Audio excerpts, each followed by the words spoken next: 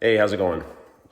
Quicker video today. Just going to be replacing the oil level sensor on my 96 LT1 Firebird Trans Am. And you guys may notice that the surroundings here look a little bit different. Yeah, so I actually have been working on a new project, a new garage, which I will go to in another video. It's almost done, so I want to wait until it's all done to give you guys a little tour. But for this video, I obviously now have a 2-post lift, so I don't need to be jacking up the car, using jack stands and whatnot. This is gonna make things a lot easier. So let's get under the car and take a quick look here. So for years, the LT1s are notorious for leaking oil. And I'm sure I've got some bad seals and whatnot, but really the main place that it leaks, just, every time I drive it and park it, and it's gonna, usually drips 3 or 4 drops of oil. It's all coming from this oil level sensor right here. So I'm pretty sure this is the original one. So this thing's getting close to 30 years old. And I already wiped it off, and you can already see some oil starting to seep out a little bit. So what I have ordered is, I just went to Rock Auto. I decided to go with a GM genuine part. I believe it's, I think it's nylon, I believe. This one actually looks like it's got metal on the outside, but so we're gonna go with the nylon part. We'll see how it holds up. That's what I had on I looked on my 99 Trans Am, and it had a nylon one, and it hasn't leaked at all. So gonna go with this unit here, and my guess is probably just the washer in there, the O-ring or whatever is probably just toast. So we're gonna take it out, probably gonna lose a little bit of oil, try to cover it up and get the new one in there pretty quick. But that's no big deal. We'll just top it off with some 5W30 Mobil 1 when we're done. And hopefully this is gonna stop the leak.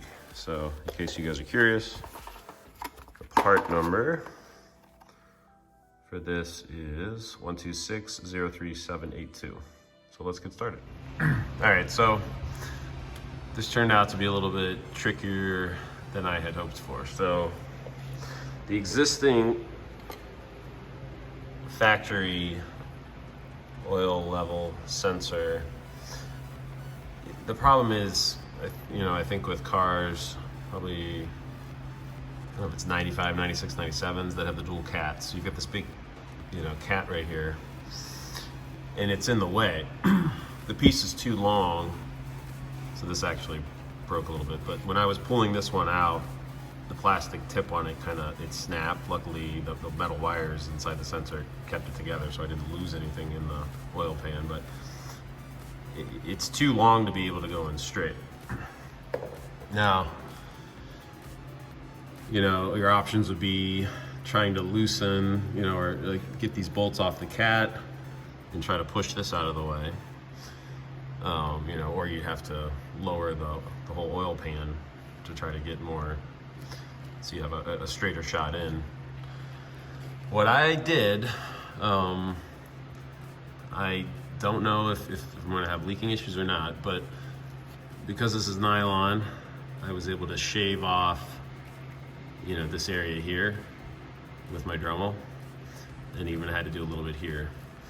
It came with like the one O-ring washer, and then I'm using the metal one that was on the factory one. I don't know if you can see, but it has like kind of a built-in washer that kind of goes over the threads pretty nice. So I'm gonna use both, and hopefully that will be enough to keep it sealed. But I was able to, with that, it gave me a lot more room, like a closer to a straighter shot, to get like the floating sensor to push through. So I kind of got it started, and then I used some pliers to hold that, you know, floating sensor part and just kind of slowly work it in, almost kind of like screw it in a little bit, and then it popped in. So I'm gonna button everything. I'm gonna tighten this up, reconnect the sensor, and then fire it up and just kind of watch and see if it leaks or not. So we'll see what happens. I forgot to add that I put some PB Blaster on the cat bolts, and I tried a breaker bar, I tried everything. I mean, this car's almost 30 years old. They don't look terrible. They would not budge.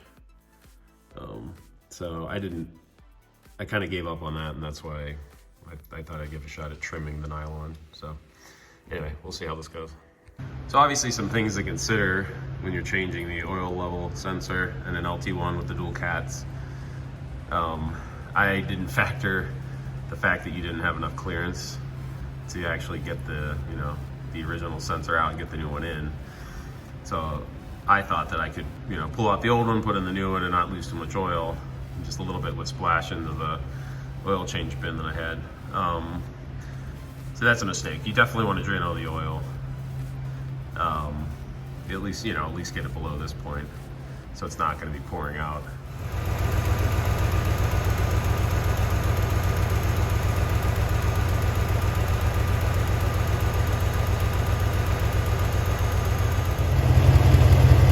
So far so good.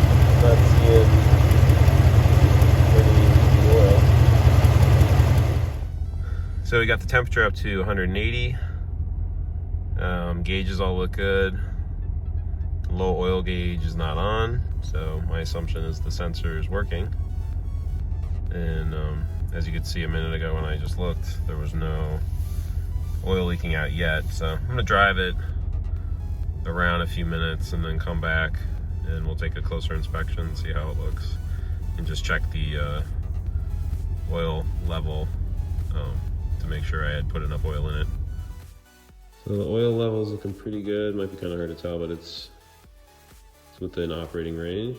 So could probably add a little bit, but I think it looks fine. Anyway, I think it worked out. I should have done a little more research in the beginning, but it is possible if you guys don't want to have to remove your cat and or lower the oil pan. You can get this, you know, the GM nylon sensor, and just use your Dremel, and you know, I'll show a picture again of what it looked like when it was new, but just kind of Dremel off that whole plastic side. Use your original washer, you know, that was on the... Hey guys, so I just wanted to post a quick update to this video. That's why I actually took the video down. I just didn't get around to re-uploading it, but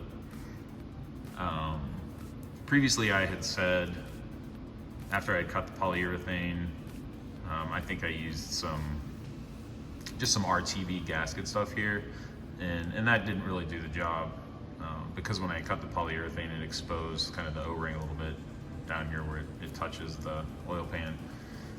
So I was still getting some oil dripping out of that area.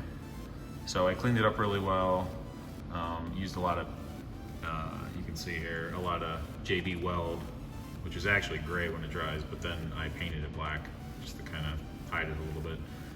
I've been driving it for about 6 weeks now with no oil leak issues out of this area, which is good. So if you don't necessarily want to remove your cats just yet, my car is 25 years old, so I don't have to do e-checks anymore. But for the time being, I'm not having issues with the cats. You know, it's just a basically stock car that I like to cruise around in. So yeah, the JB Weld worked really well. I let it dry for about 48 hours, and then I put the black paint around it. So no oil issues out of here anymore.